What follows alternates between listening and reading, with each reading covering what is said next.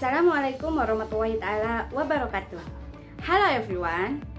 Perkenalkan, nama saya Mirna Sulastri dengan nomor NIM 12540300124 dari jurusan Manajemen Dakwah, kelas 2A. Video ini saya buat untuk memenuhi tugas UAS Ilmu Komunikasi dengan dosen pengampu Bapak Dr. Haji Cecep Suryana, MSI. Check it out.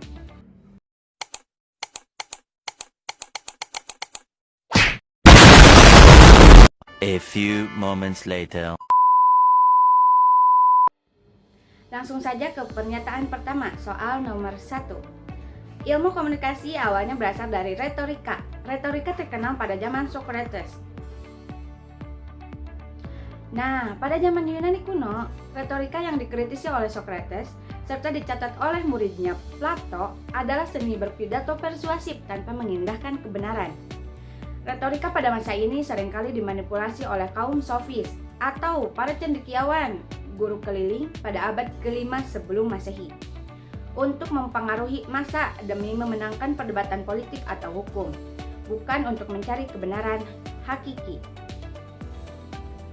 Selanjutnya saya akan sedikit menyangga tentang kutipan yang ada di nomor 4, yaitu setelah masa Benjamin Franklin di tahun 1700 sampai 1870, ilmu komunikasi memasuki tahap baru, yaitu mulai diajarkan secara formal di universitas.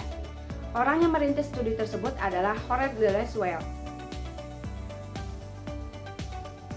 Sebenarnya pernyataan tersebut kurang tepat. Pada tahun 1700 sampai 1870, ilmu komunikasi belum menjadi disiplin ilmu yang berdiri sendiri di universitas, melainkan masih dalam tahapan pembelajaran formal yang hanya dipelajari secara terapan di ruang redaksi melalui pendidikan jurnalistik.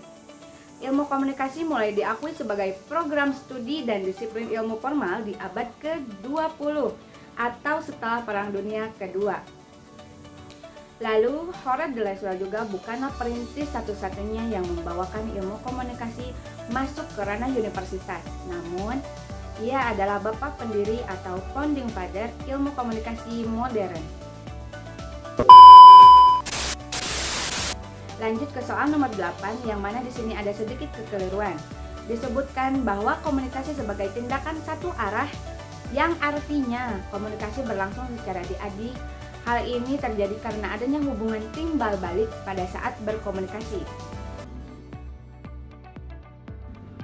Sedangkan seharusnya arti dari komunikasi satu arah yaitu pesan yang sudah disampaikan dari komunikator ke komunikan tanpa adanya umpan balik. Jadi, di pernyataan nomor 8 ini terjadi pertukaran arti antara komunikasi satu arah dengan komunikasi antar pribadi.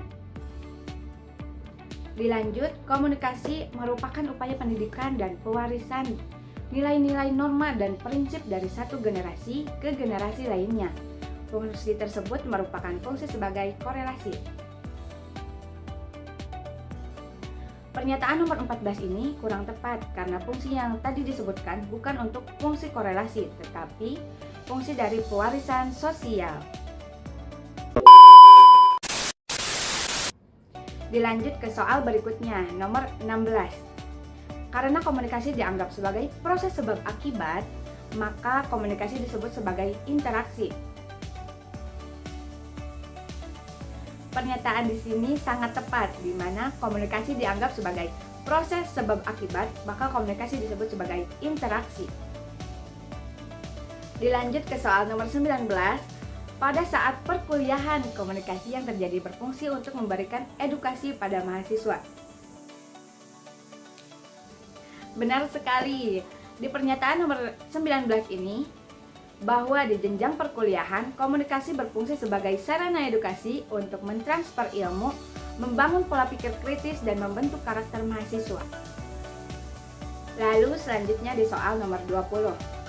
Pernyataan di sini, stand up comedy merupakan bentuk komunikasi yang berfungsi untuk menghibur. Pernyataannya benar sekali karena stand up comedy merupakan bentuk seni pertunjukan dan komunikasi monolog di mana seorang komika menyampaikan lelucon serta gagasan langsung di depan penonton.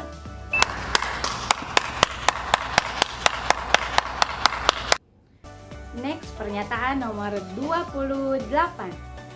Gangguan karena adanya perbedaan persepsi antara komunikator dan halayak terhadap pesan yang digunakan dalam berkomunikasi merupakan gangguan psikologis. Pernyataan ini kurang tepat karena gangguan tersebut bukanlah gangguan dari psikologis, melainkan hambatan dari kerangka berpikir. Selanjutnya pernyataan terakhir yaitu nomor 33 tentang fungsi yang berupaya memberikan interpretasi atau penafsiran informasi mengenai peristiwa yang terjadi dikenal dengan fungsi komunikasi instrumental. Pernyataan ini kurang tepat karena seharusnya fungsi tersebut adalah fungsi dari komunikasi interpretatif atau sebagai dari komunikasi informatif. Sekian yang dapat saya sampaikan. Mohon maaf atas segala kekurangannya dan terima kasih atas segala apresiasinya. Saya tutup dengan salam. Wabillahi taufiq wal hidayah. Wassalamualaikum warahmatullahi taala wabarakatuh. I just had to let you know you're